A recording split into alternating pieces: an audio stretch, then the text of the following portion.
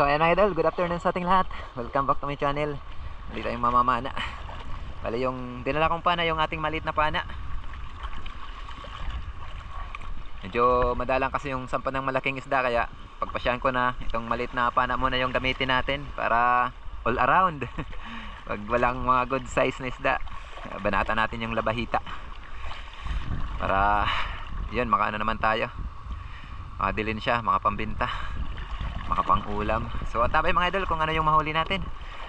Sana maging isang mapagpalang hapon po sa ating lahat ito at maging safe yung dive natin. Let's go!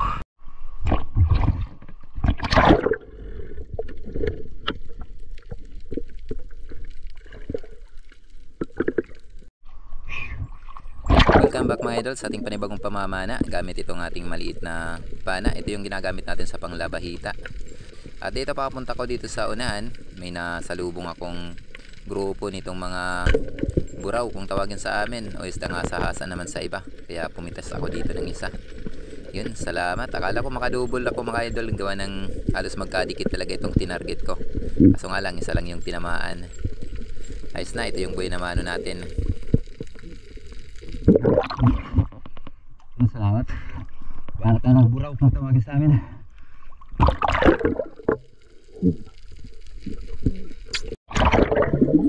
Habang nasa taas ako, may nakita akong dalawang dalagbago. Pamilya din ito ng mga rabbit fish na pumasok dito sa butas na ito, kaya agad tayo dito na bumaba para tingnan. At dito nga, pakababa ko, nakita ko agad itong dalawang rabbit fish, kaya agad ko ito pinana. Salamat at tinamaan natin. Kaso nga lang, nung bubunutin ko na, ito sumabit yung ating shop, kaya nag-service muna ako dito mga idol.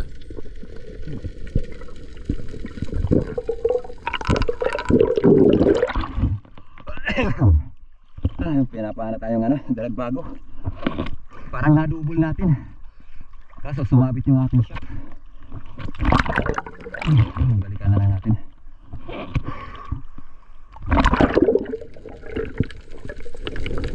At ito mga idol, binabalikan na natin yung ating shop na sumabit.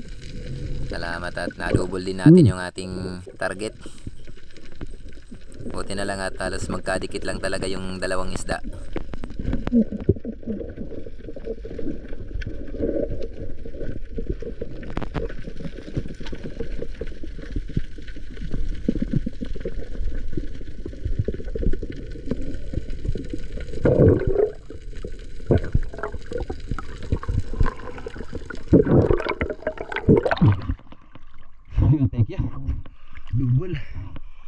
Double natin sa loob ng butas.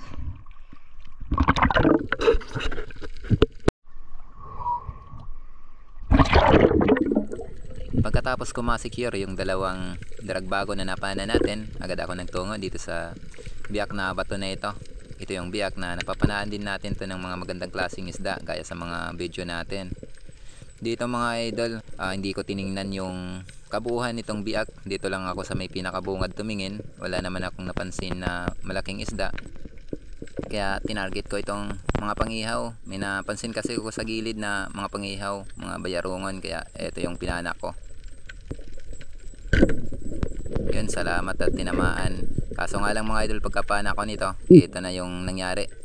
Hindi ko inaasahan na may daman pala na dalawang tribali umamsa. Sayang, kung sinilip ko sana ng maayos kanina itong biyak na ito, malamang nakikita natin yung dalawang tribali. Sayang.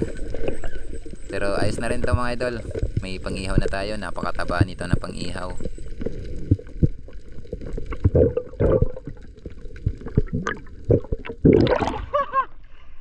May dalawang tribali oh. Pagkapano natin itong pangihaw. Ay, kaya na. Hindi para sa atin yung dalawang tribali.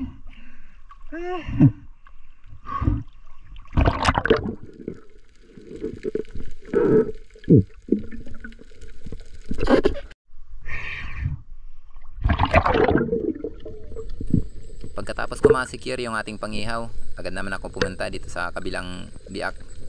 Parang ginanaan ako mga idol dahil dun sa dalawang tribali umamsa. Kaya nagbakasakali naman tayo dito sa mga biyak na ito. Baka may laman naman na malaking isda. Kaso nga lang yung dala natin, maliit lang na pana.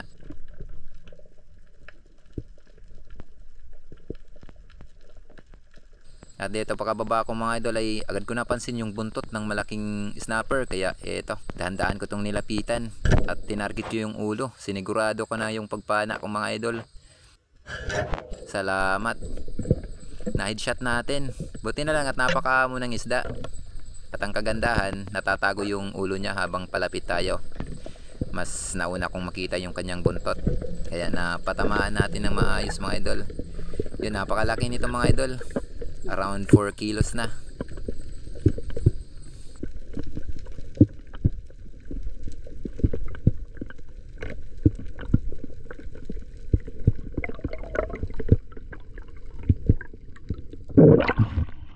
Lord, thank you.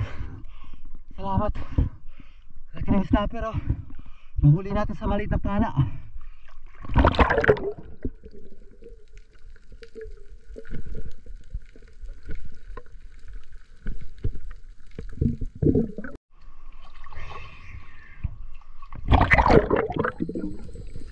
Nandito na nga pala ako mga idol sa may mga bahura. So nagtry ako dito manisid, baka sakali may laman na itong mga bahura na ito. Bali pagitan ito ng dalawang bahura itong sinisisid ko.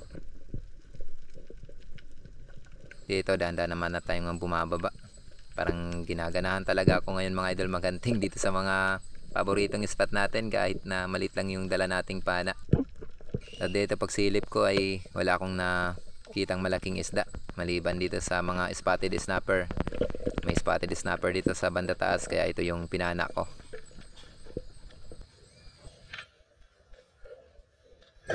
Yun, salamat at tinamaan natin. Ito yung uri ng snapper na hindi lumalaki. Kung tawagin sa amin ay labungan. Pero napakataba nitong isda.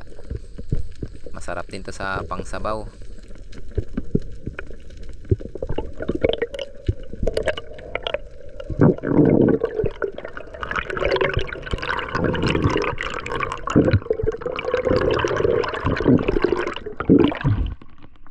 Salamat. Wala ng spotted snapper. Sarap at mangulam.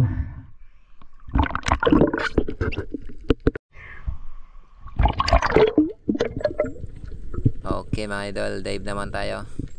Bali nagtry akong silipin itong malapad na coral. Ito yung tambayan ng mga oriental sweet lips. Kung matatandaan nyo itong spot na ito, nakahuli tayo dito ng oriental sweet lips. Kaya nagtry akong silipin naman, baka may laman. Kaso nga lang pagsilip ko ay wala naman tayong nadat na oriental sweet lips. Bali isdang spotted na naman yung ating nakita, spotted snapper. Kaya pipitas na naman ako dito mga idol para madagdagan yung pangulam natin.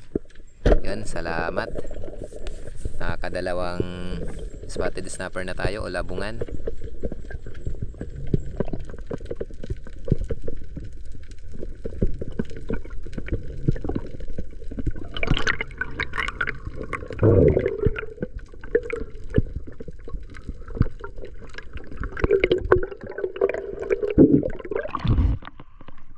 Salamat. Tayo ng spotted snapper. Labungan. Dito lumalaki na klase ng snapper mga idol. Pero masarap to. Mataba.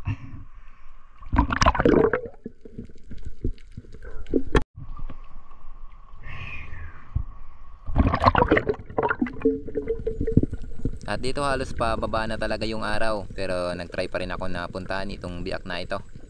So nagbakasakali ako na makadagdag sa mga huling isda natin.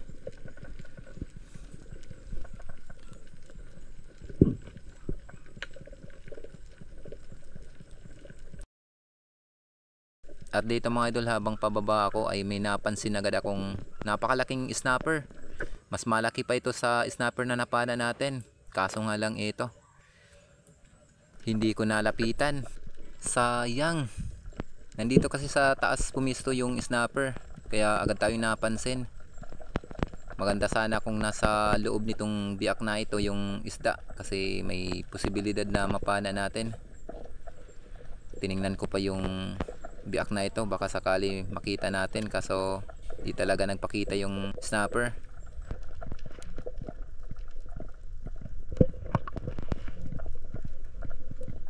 Bali ito na nga pala mga idol yung last dive natin. Bali umuwi na ako kasi palubog na yung araw. Ay mga idol, bali dito na tayo. Pumagilid na tayo. Dito na tayo sa may ano lang daungan namin, tapat. Salamat, nakahuli tayo ng malaking mangrove snapper.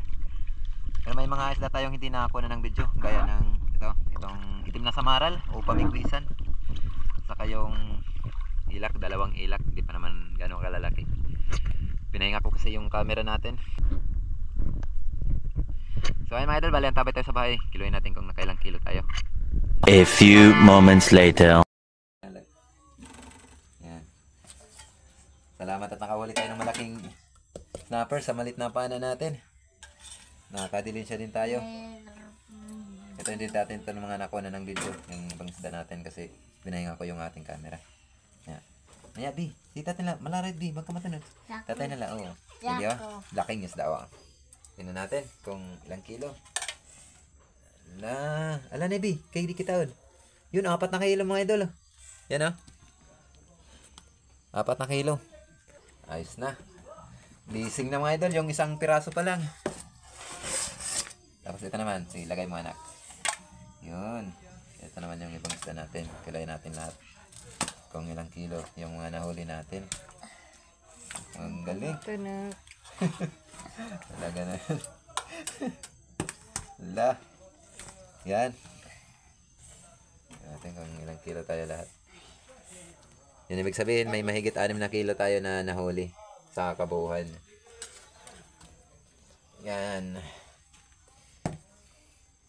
Yan, binenta natin magtira tayo ng 1 kilo.